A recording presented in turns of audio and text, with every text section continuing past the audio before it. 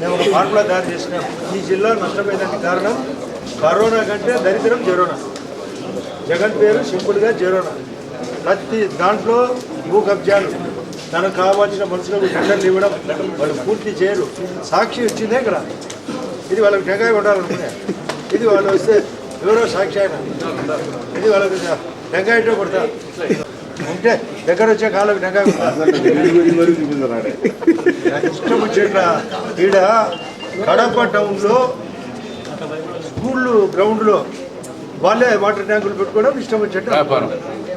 ఇప్పుడే ఆమె గౌరవ ఎమ్మెల్యే గారు చెప్తున్నారు, ఇష్టం వచ్చేట్టు చేశారు. దేవుని గడప రోడ్డు పూర్తి చేయలే మేయర్ కొడుకట. ఏంది ఇది? ఎక్కడికి పోతుంది? బిల్లు ఇవ్వలే. ఎవరు ఇలా బిల్లు? ఆ గవర్నమెంట్ ఇవ్వలే. మళ్ళీ మేయర్ కొడుకు ఆయన, మళ్ళీ జిల్లా ప్రెసిడెంట్ వాళ్ళే కదా, ఎవరు ఇవ్వాలా? ఇది టీఆర్సీ మీటింగ్లో రైజ్ చేసిన ప్రధాన క్వశ్చన్.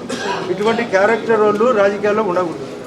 కేసు స్టార్ట్ అయింది, విజయసాయి రెడ్డి పోయినాడు, ఎటు పోతా పోతా ఊరికేం పోడు అన్నను లక్కపోతాడు. A1 అన్నను జరగబోయేది ఇది. A2తో పాటు A1 ఆయన తప్పించుకుంటాడు. ఎందుకంటే ఏదో ఆ రోజు ఇబ్బందుల్లో నేను చేసిన అంటాడు. ఆయనకు గ్రావిటీ తగ్గుతుంది, పెద్దన్న దొరుకుతాడు. ఇది రాసుకోండి మెయిన్గా. పరిపాలనలో అభివృద్ధి పరుగులు పెట్టించేదానికే మా జిల్లా ఇన్ఛార్జ్ మంత్రి, బీసీ వెల్ఫేర్ మంత్రి సవిత గారు వచ్చారు.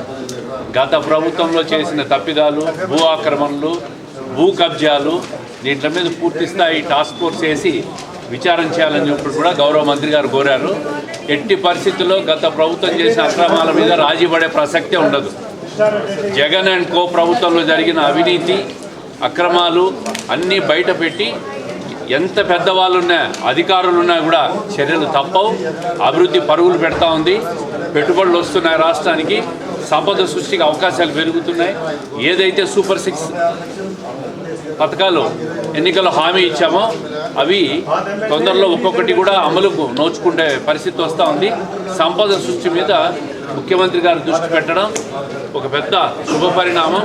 అదేవిధంగా పెట్టుబడిదారులందరూ కూడా ఆకర్షితులై రాష్ట్రానికి వస్తున్నారు.